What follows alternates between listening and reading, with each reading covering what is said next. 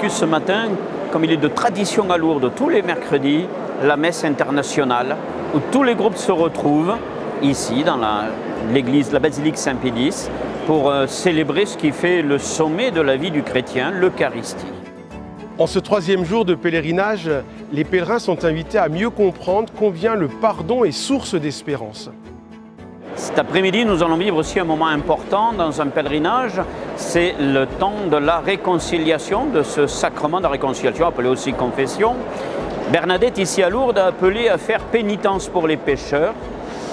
Et nous, ministres de l'Église, nous sommes invités à offrir ce sacrement qui remet debout, ce sacrement qui renoue l'alliance avec Dieu, comme nous l'a rappelé ce matin l'archevêque de Lyon dans son homélie. Un sacrement de la responsabilité parce qu'il invite à dire « je », non pas enfermer le pénitent, le chrétien dans sa culpabilité, dans sa faute, mais au contraire l'ouvrir à l'amour de Dieu. Dire « je », oui, j'ai été capable de ceci, de cela. Oui, ça fait partie de mon pèlerinage. Je trouve que ça ne serait pas complet. Alors j'espère bien pouvoir ce soir y aller. Il ne faut pas voir que la pénitence, il faut voir aussi la joie d'être en paix, la joie d'être réconcilié.